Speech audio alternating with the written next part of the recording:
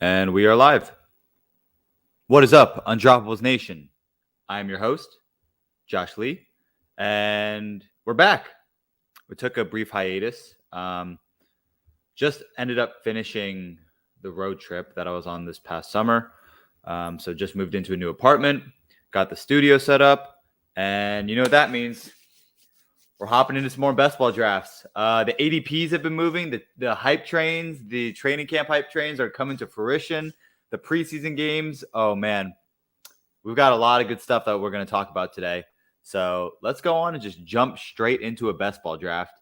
And we can begin by talking about the title of our show, Antonio Gibson. So there's been a ton of talk about Antonio Gibson this offseason. Is he good at football? Is he bad at football? Is Brian Robinson the starter? Is Antonio Gibson completely irrelevant? Is he a value? Is he a fade? There are so many questions that I've seen all over Twitter. So I'm going to take some time today to try and answer as many of those questions as possible for you guys. I'll just start off by saying I am a huge Antonio Gibson fan. Actually, you know what's fitting? Let me go grab my jersey for this show. 1 second.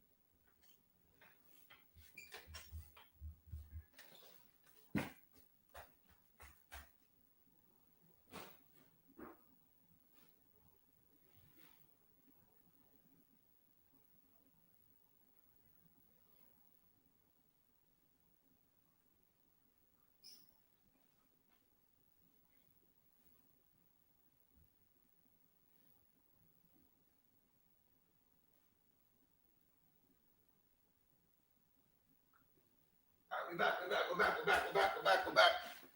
Okay, we're back. 106. Antonio Gibson. Let's go.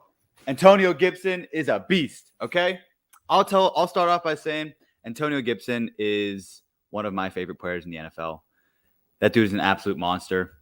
It is absurd to me that people are believing that Antonio Gibson is going to be irrelevant this season.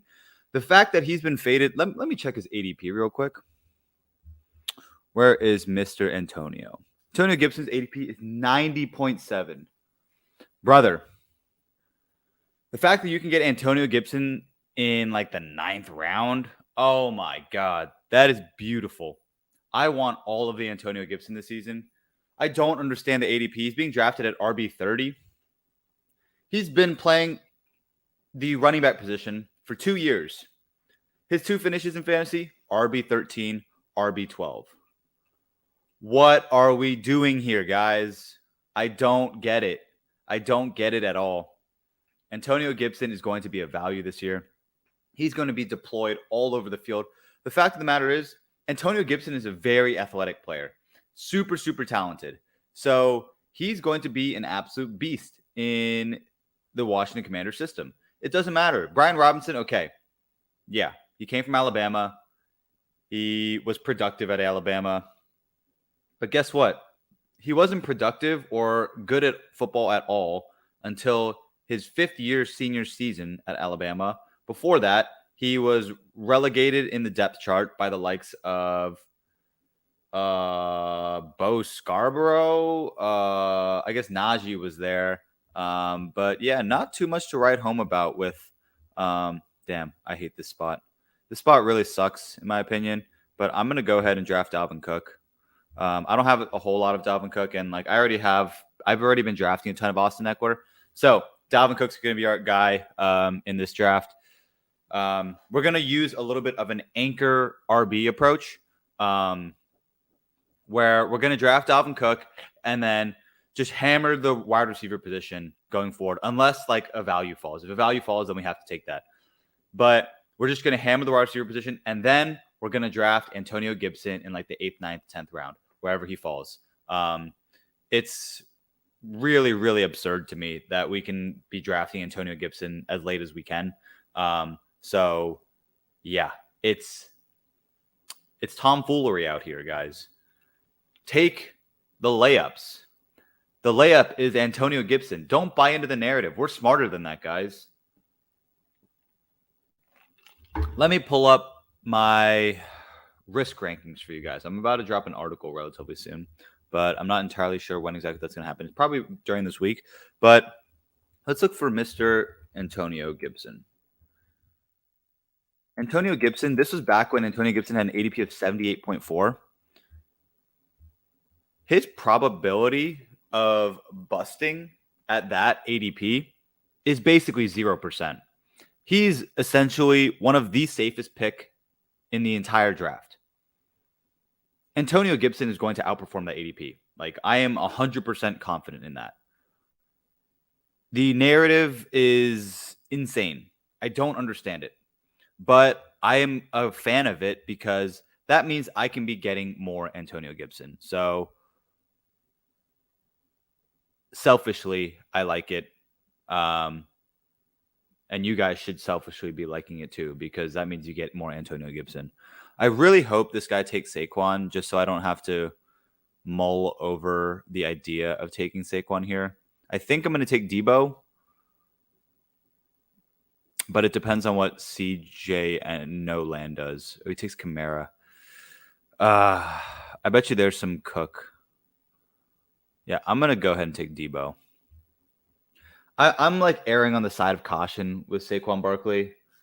I think Saquon Barkley is a great player. I think he's an absolute animal. He's just so risky at ADP. Like, check out my risk rankings on Saquon Barkley. Saquon Barkley is the only guy in the top 32 players. In the first 3 rounds, Saquon Barkley is the riskiest player at ADP. How is that calculated? Saquon Barkley played in a decent amount of games last year, and he failed to reach the 15 points per game threshold in a number of those games. He didn't look that great. The offense just looks absolutely atrocious. I know Dabble's there. Kadarius should play. Wandale should play. The offense looks like it could be explosive. Those are a lot of ifs. And when we're drafting guys in the second round, we want some pretty surefire picks. It's a huge blow to our roster if our second round pick ends up being a bust. And Saquon Barkley has really struggled to live up to ADP in the past few years. Maybe I'm completely wrong. The model's wrong. Maybe it's all wrong. But I'm going to make the bet that it's not wrong, and I'm going to be drafting guys that have produced at that level in the past, Debo Samuel being one of them. I was hoping Javonte was going to fall, but that's okay. I was drafting a lot of Mike Williams early on. I'm going to keep drafting Keenan Allen. Hopefully, I can get a Justin Herbert in this range. Let's see. Okay. Yeah, I've been bouncing between Keenan Allen and Mike Williams a ton. Obviously, Mike Williams is more capable of the spike weeks. Keenan Allen is going to be kind of that consistent producer for you. I kind of have a feeling that Keenan Allen is going to cement himself back as the wide receiver 1 in LA. I know that like the popular hot thing to do is to put Mike Williams as the wide receiver 1 in the Chargers offense. I don't know if I'm ready to do that yet. Keenan Allen is just like one of the most consistent guys out on the football field where like it doesn't matter. Like he can be as old as he wants. It doesn't matter because he doesn't rely on athleticism for his game to thrive. This guy is just an absolute technician when it comes to running routes. So he's going to be successful in the NFL for a very long time. Unfortunately, Justin Herbert got sniped from us. So we can't even plan to be drafting Justin Herbert. Hopefully, so like this next range of players, I mean, like we have like DJ Moore, he's pretty surefire pick. James Conner's pretty surefire. Ezekiel Elliott is a decent pick at ADP. Hollywood is Hollywood just got taken. It's when we get into the guys like Allen Robinson, 65% chance of busting. Terry McLaurin was around there as well, right? Where's Terry McLaurin? Right about 46.52% chance. Whoa! Dallas got a 4th round. That is a shocker. Woo! That's spicy. That is spicy. That's super interesting. but we move on. I mean, I don't like James Conner, but if he falls here, like, I can't not take him. It's really tough to pass on James Conner in the 4th round, especially because like he's gonna get the touches. I know, like, I've been fading James Conner at ADP just because I have this like sick feeling in my stomach that he's going to get hurt because he's super fragile. But bless you, thank you. Okay, but James Conner at pick 43, we're gonna hit the draft button on him. I know we were going to say we were going to fade the running back position a little bit, but like I said, if guys fall and we can get values, we're going to be taking those guys. It's pretty rare that we can start off a draft with Dalvin Cook, James Conner, Deebo Samuel, and Keenan Allen. That's a pretty stacked team so far. So I'm just going to continue on this wave of just like continuing to draft value. I'm hoping like Deontay will fall. I highly doubt he will, but Deontay's looked really good in the preseason. Deontay finished as wide receiver 7 last year. Kenny Pickett, I think, is going to be the starter, and he looks like he likes to throw the ball down short just to kind of dump it off, and that is just like Deontay Johnson's bread and butter. So I like Deontay Johnson to actually really perform really well this season at ADP. Just be a great performer for the Steelers. He's a good football player.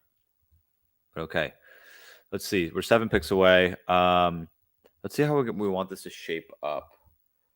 I think... Let's think. J.K. Dobbins, Darren Waller. Maybe we'll take Kittle if he falls to us. I like George Kittle here at ADP. Could also elect for like a Michael Thomas.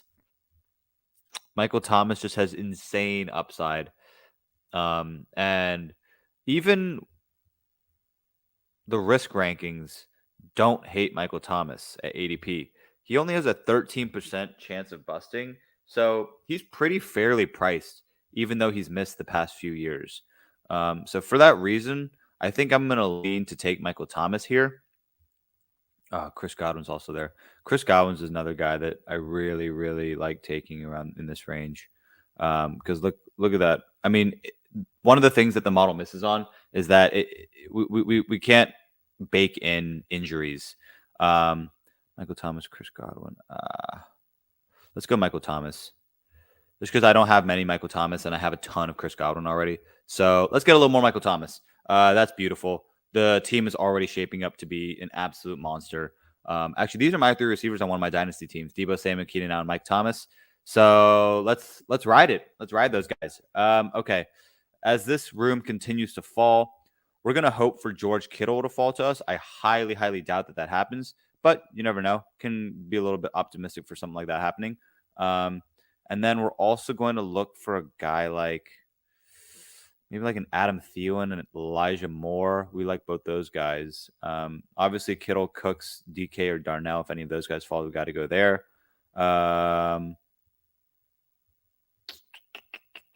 Darnell just went. Wow. People are really fading Brandon Cooks. Why is that?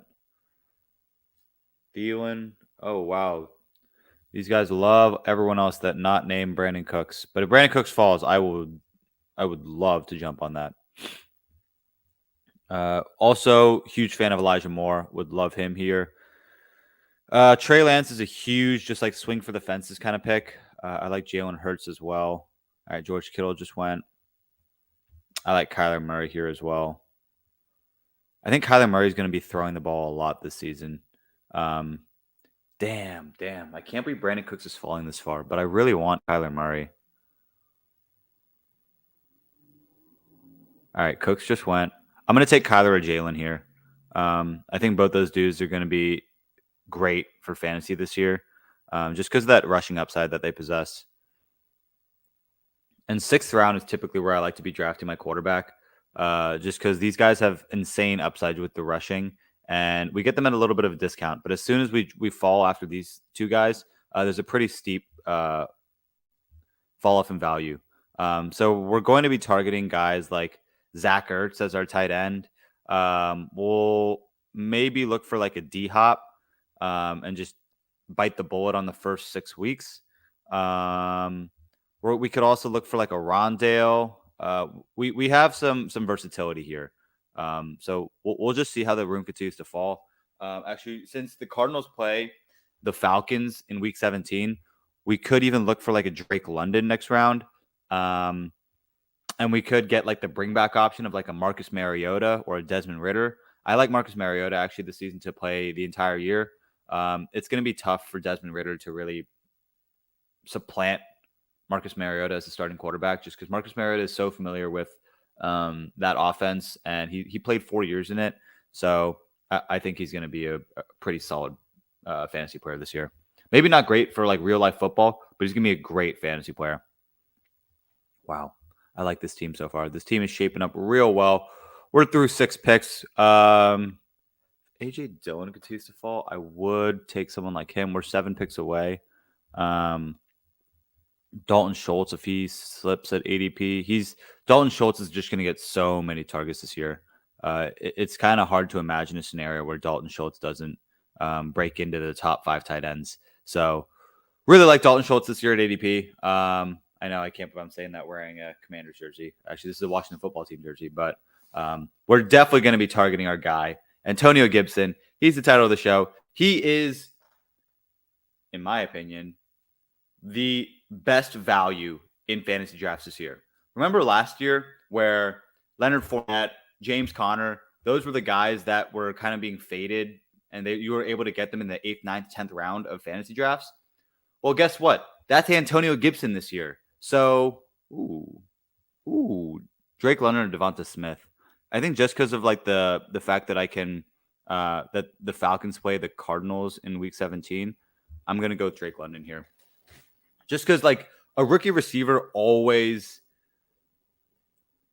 finishes within the top 24 receivers, and Drake London, the fact that I'm getting him at wide receiver 38, he is a value in the streets. So I will be taking Drake London. But back to Antonio Gibson. Antonio Gibson is this year's James Conner and Leonard Fournette. James Conner and Leonard Fournette had posted a RB1 season in the past. And then for a variety of reasons, just narratives being built up around these players. People were saying that they're not good at football anymore. That is exactly what's happening with Antonio Gibson. This narrative is building up around Antonio Gibson that, he's running with the second stringers. He's running with the third stringers. He's running with the special teams. He's returning kickoffs. Okay, like he's being used as a gadget guy. Like that's fine. I'm not worried about any of that. Oh, this guy took Antonio Gibson. Okay, he took him in the 7th round. Well, Shamda Goat, you are a terrible drafter because you have 3 quarterbacks already. So you are definitely not going to be winning any money this year. But I applaud you for taking Antonio Gibson. You know what's up. You know what's up. So you're not good at fantasy, but you do know how that the narrative around Antonio Gibson is all just like fake news, and Antonio Gibson is going to be a beast this year. So I'll let people continue to fade him, and I will just continue to hit that draft button. Not worried about it whatsoever. But okay, back to the show. Let's see what we got here. All right, we got to think about the running back position again now because we don't have Antonio Gibson as an option. I think what I'm going to do here, let's see. I think I'm going to take Hunter Renfrow here if he falls, just because Hunter Renfrow is an animal and he just gets faded a little bit too hard. Wide receiver 42. Hunter Renfrow is going to have some spike weeks. So I like Hunter Renfrow to put up some more points this year in Josh McDaniels' offense. Kind of profiles a little bit similarly to Wes Welker. And Wes Welker caught 100 passes like 3 times in Josh McDaniels' offense. So I think Hunter Renfrow might even be a better player than Wes Welker. Already posting a wide receiver 12 season with Derek Carr as his quarterback.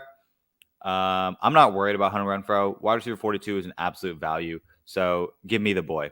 Give me the guy holding the bag of clementines, looking like an average guy, and he's just out here dicing up NFL defenses. So I'll take me some Hunter Renfrow. Okay, let's see. Our next pick is coming up. Ooh, I've really liked what I've seen out of Dameon. I've really liked what I've seen from him. But do I take him here? That's super risky. Where was he before? Let me see where Dameon Pierce was. Oops. Where Dameon Pierce was before this. Oh, that's the numbers don't like it. The numbers don't like it, guys. But sometimes the numbers aren't right. That's like the one thing with fantasy football is like it's such a game of just like chance and luck where like there could be a 99% chance of one outcome, and then the actual thing that happens is the 1%. So it's tough to make a call there. Rashad is falling a little bit. Rashad Penny. What's Rashad Penny look like at ADP? On the clock. Rashad Penny 45%.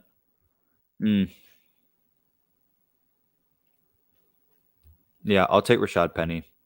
I can't take Dameon Pierce over Rashad Penny. I'm sorry. Rashad Penny just has such high upside because if he's healthy, he's a beast. He's like Chris Carson. Chris Carson has finished as an RB1 multiple times in his career. And Rashad Penny, to me, profiles very similarly to Chris Carson. Just a big back who breaks tackles, who can catch passes and kind of do it all. And last year, we saw what he can do if he's fully healthy. And the fact that I can get Rashad Penny down here in the 9th round, I'll take it. I know he's super injury prone. That's one part that I don't love about him. But I have 2 other running backs, one of them also being another injury prone guy. But that's kind of what we're betting on here. We're betting on these super one scenario kind of outcome to win all the money at the top. So we'll see if Rashad Penny can get us there. But we're probably going to want to be drafting some higher upside running backs in the later rounds, just so we can kind of insulate that value that could be lost from those injuries. But we do need a tight end. I'm going to look to Zach. Oh, did Zach Ertz got taken? I should have taken Zach Ertz with that last pick. That was a mistake by me. That's on me, guys. That's not what we want to be seeing. Okay, we have to pivot a little bit, and we might just fade the tight end position a little bit. Just go like 3 tight end late in the draft. So we're going to look to just kind of stack out our receiver and running back rooms. I love our receiver room. Running back room is pretty solid too. We'll see how the room continues to fall out to us, but this is how it's looking so far. Let's see what we got next. Tyler Lockett continues to be a value. If Tyler Lockett falls to me, I'll think, okay, he didn't fall.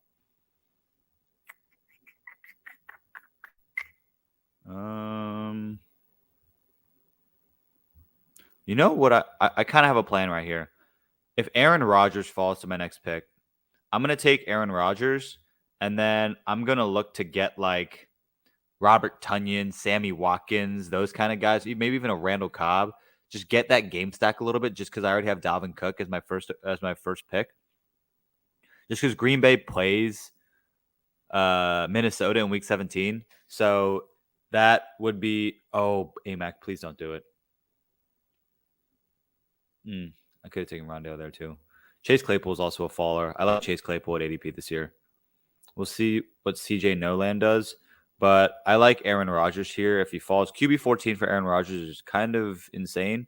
Aaron Rodgers he's never finished outside of QB 14, so I don't know why he gets taken at QB 14. Maybe it's because he lost Devontae Adams, so he's not going to be the same player. It's tough to say that. Maybe he won't be QB1 like he has been in the past 2 years, but he's going to be a top 10 quarterback. It's Aaron Rodgers. If you're going to bet on a quarterback to finish in the top 10, Aaron Rodgers is one of the top guys. So I like Aaron Rodgers at ADP. And the stacks there are super, super cheap.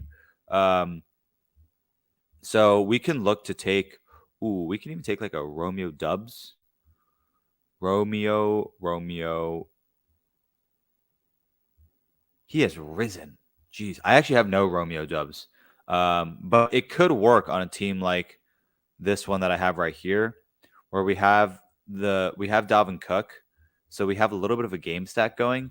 And then we could look for like, I don't love Irv, but we could look for some of these guys like Irv. I do like Fryermuth, so I just added him in there. We could look for like a Tunyon. Oh, a JMO. Ooh, there's some guys that I definitely want to be grabbing here. Could even look for like an Alec Pierce, a Noah Fant, a Hayden Hurst, Sammy Watkins. Sammy Watkins, week 1, will probably be wide receiver 1. I don't know what it is about that dude, but he just loves to go off in week 1s. So I like Sammy Watkins at ADP. I'm not going to take Romeo Dubs here. Melvin just always falls. I mean, like, I can't pass up Melvin there. He just always falls. And the fact that I can get Melvin Gordon in the 11th round, I have a feeling that Javonte is going to be a beast this year, and he's going to be the guy that really steps up and performs at a really high level. Oh, CJ Noland took Dubs right after. I should have taken Dubs, but that's okay. We'll go for Tunyon. Tunyon's our guy in these drafts. But Melvin, I'll go back to Melvin Gordon real quick. Melvin Gordon always finishes as the top 24 running back, no matter what. And like, if you look at his clips from this offseason, he still looks like he's got the juice. He's got some explosion into his legs. So I like Melvin Gordon to continue to perform. He's going to get the ball like 150 times this year. If Javonte were to ever go down, which I don't think he will, Javonte looks like a beast out there, Melvin would immediately go into an extremely high-powered Broncos offense that's going to score a ton of touchdowns this year. So I like Melvin. Okay, here's Brian Robinson, 11th round. What the hell are we doing? James Robinson, 11th round. That's a good pick. But cool. Let's see how the room continues to fall. I do want to be looking at Irv. DJ Jahan. Jahan's an interesting one. I like Jahan Dotson. I like JMO. Jahan. Rashad White. I like a Rashad. But he's an expensive handcuff. I'll let the room continue to fall before I go and take some of these running backs over here. A little bit later, I would like to look at like a Michael Carter, a Jamal Williams. TDP actually looked pretty explosive. A JD McKissick. Trevor just got taken. I got my 2 quarterbacks. I don't even need to touch the quarterback position anymore. But we're probably going to want to take... should I take Irv? Who do I want here? Who just went? Oh, okay, Irv just got taken. Pacheco.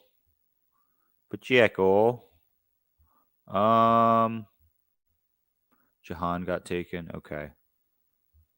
I think Rashad White is my favorite player in this range. I'm going to take Rashad White. Yeah.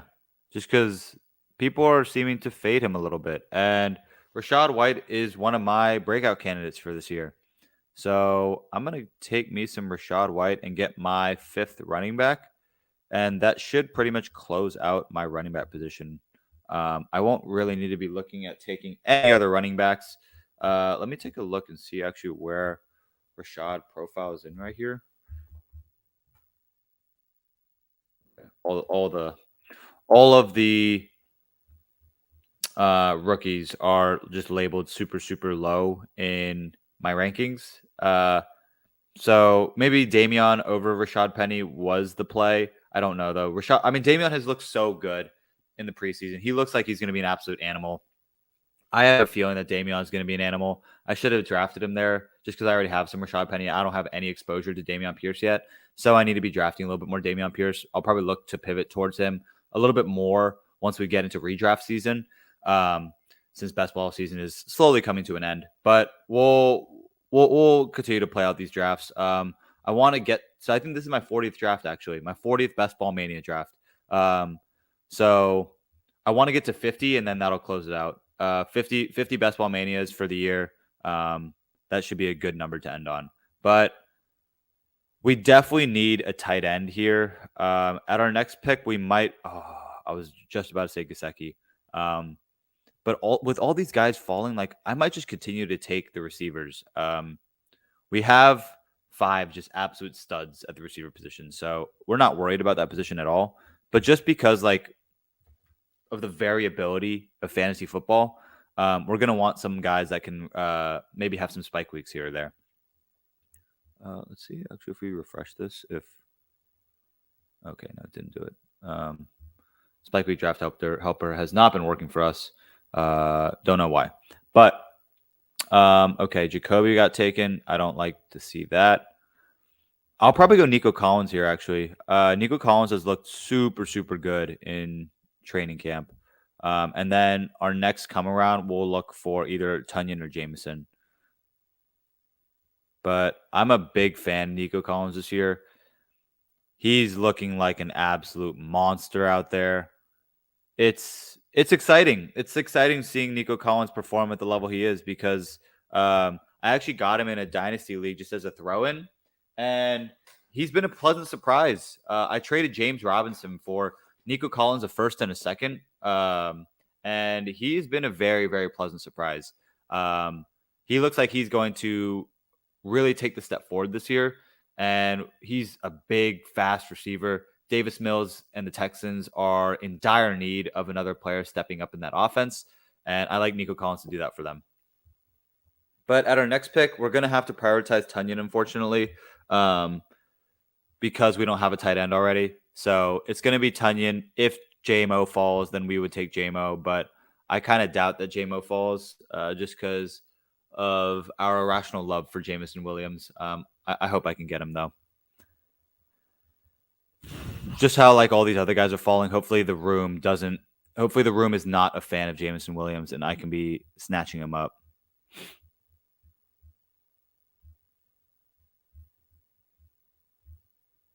Noah, Hayden, easy. Okay, what pick are we at? We are at pick 14, so we have 5 players left. 14, 15, 16, 17, 18. Okay, we have 5 players left that we can draft, so we got to do this pretty strategically. Our running back room is solid. We don't need any more running backs. Maybe we'll take one at the very back end, but I don't want to take another running back. We do need a few more receivers just because the big thing in these Best Ball Mania streets, 3 receivers, 2 running backs. So we're going to draft more receivers naturally. Okay, Sham to Goat is just like, I don't know what he's doing. Cam Newton, Sham to Goat. Do you really think Cam Newton is going to play this year? I don't really understand that pick, but you do you, fam. You do you. I'm actually going to look for Trey McBride late. Probably my last pick is going to be Trey McBride, just to get Kyler Murray's potential tight end target if Zach Ertz were to go down. Oh, that was a close one. I thought that was Robert Tunyon for a second. So that I almost had a little bit of a heart attack there, just because if we had lost Tunyon, we would have been real upset. This whole draft would have fallen apart in front of our eyes. Lost Dubs, lost Tunyon. Oh my God, that would not have been good. But we got Tunyon. Super happy. We're gonna hope that JMO falls. I don't think he will, but if JMO doesn't fall, we'll take like an Alec Pierce just to get that rookie upside. Could even look for like a Marvin Jones. I do like Zay Jones as well. He's flashed at points, and people are just fading him for some reason. Fun fact, Zay Jones actually has one of like the most productive receiving seasons in college history, which is absurd to me. Yeah, there goes Jameson. Shoot. That sucks. We're going to take Alec Pierce at our next pick if he falls. And then we're going to want to look for like a Trey McBride much later. Where's Trey? Trey McBride. Yeah. Trey McBride will be our last pick. He will add a little bit of uniqueness to our squad. Just because Trey McBride had such a great college season last year. He's a tight end, and he had 90 receptions. That's absurd. In college, that's absurd. Out of Colorado State, we'll take Alec Pierce here. Out of Colorado State, like that college has produced some NFL pass catchers in the past. We have Michael Gallup from Colorado State. We have Preston Williams from Colorado State, and now we have Trey McBride. So maybe Trey McBride can actually turn into something this year. I don't know. Also, a few notes on Alec Pierce. Alec Pierce looks like he's just dominating training camp. He's such a big receiver. He's like 6'5", 225, and just like jump balls every single defender in training camp. So I'm really excited to see him maybe step into the red zone role for Matt Ryan. But it looks like Matt Ryan does like to throw him the ball. So we'll see what Alec Pierce can do this year. It looks like he's already stepped into the starting offense. So I'm excited to see what level he can produce at this year. I expect him to start off a little bit slow just because that's how rookie receivers typically trend. He'll start off slow, and then as the season goes on, he'll see more snaps, see more targets, earn the trust of Matt Ryan in game situations. And Matt Ryan's going to kind of just start throwing him those goal line fades, and he should rack up a decent amount of touchdowns. So that's kind of the hope, at least. We'll see how that actually plays out. But we're going to want to get like one more tight end and then Trey McBride in the last round. Maybe like a Taysom Hill. I don't know. I'm kind of bouncing back and forth right now. I don't really love any of the tight end options down here. We could even do like Cameron Brate. I don't love my tight end options down here.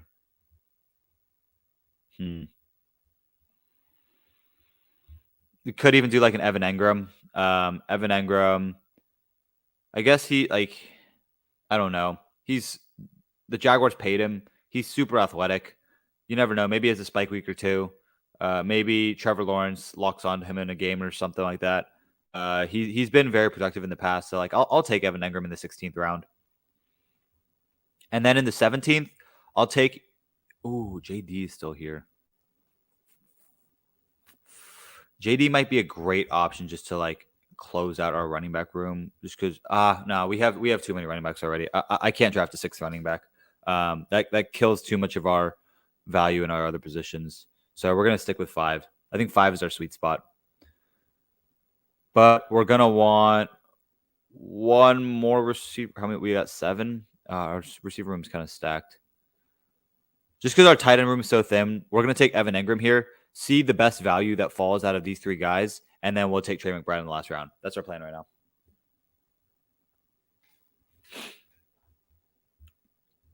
David Bell. That's a good pick. I really like David Bell this year.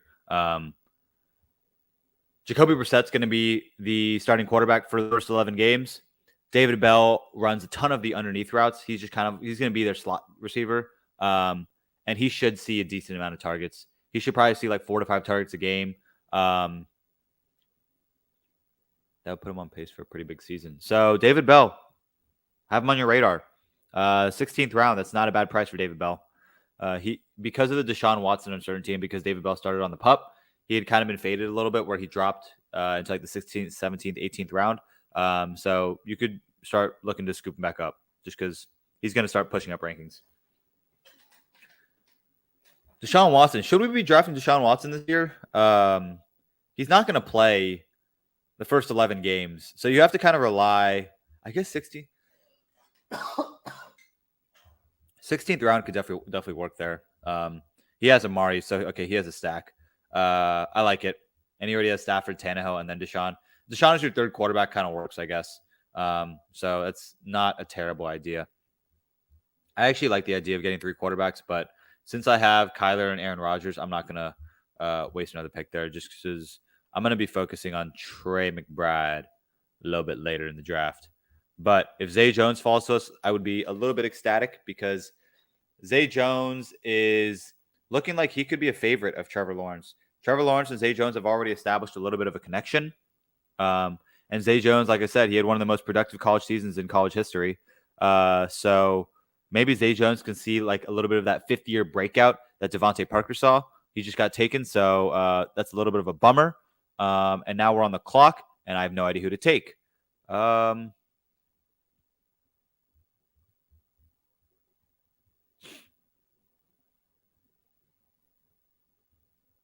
Give me. Oh, fuck. Oh, fuck. Oh, fuck. Curtis. Oh my God, right at the buzzer. Okay, we got Curtis Samuel. That's a bet. Yeah, like Curtis Samuel is going to be a beast this year. If he stays healthy, look at Curtis Samuel's stats when he's healthy. This boy just puts up big numbers just because he's so explosive. He's insane with the ball in his hands. I'm so excited for what like the level of dynamism and explosiveness that Curtis Samuel can bring to the Commanders' offense. If Curtis Samuel can be fully unleashed in our offense, we're going to be really good, at least offensively. Defensively, I don't know. Jack Del Rio is still our defensive coordinator, so there's a lot of question marks there. I don't like the defense that he runs with our personnel. I think that there's much better fit with our personnel right now, but whatever. Jack Del Rio can decide how he runs our defense. But we have so many weapons on offense. We have Antonio Gibson. We have J.D. McKissick. We have Curtis Samuel. We have Terry McLaurin. We have Jahan Dotson. We have Logan Thomas. Hopefully he's healthy. We got John Bates. Look up John Bates if you don't know who that is. And I am purposefully leaving off Brian Robinson from this list because Brian Robinson will not be the starting running back. Brian Robinson is Peyton Barber. He's going to get he might get the goal line touches. Peyton Barber got goal line touches. Like, okay, he'll get a few that here and there. He'll get the 3rd and 1s, the 4th and 1s. That's for sure. He'll be our short distance back. But I do not expect Brian Robinson to get a significant amount of carries. If Brian Robinson gets a significant amount of carries, and significant meaning like 16 plus, I would be shocked and I would be very, very disappointed as an Antonio Gibson fan. But I still think Antonio Gibson is going to see like 220 carries, 60 targets, and he's going to be a top 24 running back this year. And you can get him at a price point of RB30. And it's very rare that you can get a running back of Antonio Gibson's caliber in the 9th round of fantasy drafts. So I'm going to take Trey McBride, and that's going to close out our this Best Ball Mania draft. It's a solid team. Not my favorite, but it's very, very solid. No glaring gaps in this team. We got good we got elite receivers. We got solid tight ends that carry upside. We have a solid running back room anchored by Dalvin Cook. We got Kyler Murray and Aaron Rodgers, elite quarterback room. So all around, this draft has gone very, very well. And I'm excited for it. I'm so excited for the NFL season to start. It's going to be super, super fun. I can't wait to finally see how all these Best Ball Mania teams do. This is my first year ever playing in Best Ball Mania, and I'm super excited to see the results of how my builds play out because I don't have too many builds where I like vary the type of builds that I have. Like we can take a look at our Spike Week draft IQ. Oh, okay. This draft, that was our 40th draft, guys. Wow. It's kind of a pretty team. Our starting lineup projects as Kyler Murray, Dalvin Cook, James Conner, Deebo Samuel, Keenan Allen, Michael Thomas, Drake London, Robert Tonyan. I like it. Okay. So in our Best Ball Mania drafts, the types of builds that we typically lineups, right? Okay. Okay. So a little bit sad to see that we have 9 stacks from Washington, 23% exposure. Tennessee, the Washington stacks are just so cheap. So cheap. So like as a Washington fan, I have to. Tennessee, San Francisco, have a ton of LA, Arizona, Detroit, Tampa Bay, decent amount of Jacksonville. So we have kind of stacks all over the place, except for New England, Chicago, Giants. I need more Ram stacks. They're super expensive, but I need more. So that's my one takeaway from that.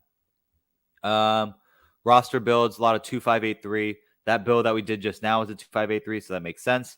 2592, that's another one of our favorites. 3582, 3492. Okay. All good builds, but these are the type of structures that we typically go with. We go elite tight end or elite quarterback almost every single time.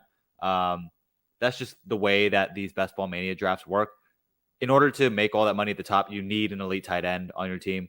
Almost every single one of the teams that won a bunch of money last year had Mark Andrews on their team. So you need the tight end one. Just because like the tight end position offers such like that's like your tiebreaker basically. So like most people are going to have good teams. You're going to have good quarterbacks, running backs, receivers. And the tiebreaker is going to be the tight end position. So A little bit disappointing that I didn't get an elite tight end in the last draft. George Kittle didn't fall to us. Darren Waller didn't fall to us. But we were still able to build a serviceable team that should probably return value. So we're happy about it. We have New England, Las Vegas, Dallas, Jacksonville, Detroit, Washington, San Francisco, and this is the game we've been targeting the most. San Francisco, Las Vegas. I expect that one to be a pretty fun game to watch, a pretty big shootout. But that concludes this draft. I want to thank all of you guys for watching the show tonight. Had a ton of fun doing it. If you guys are interested in the rankings that I use while I draft, then stay tuned to the Undroppables website at theundroppables.com. I will be releasing an article pretty soon, which will highlight the rankings that I use in my best ball drafts, as well as a little bit of theory behind the rankings that I do use. So with that, I will close this out, and I want to wish all of you guys a very good night.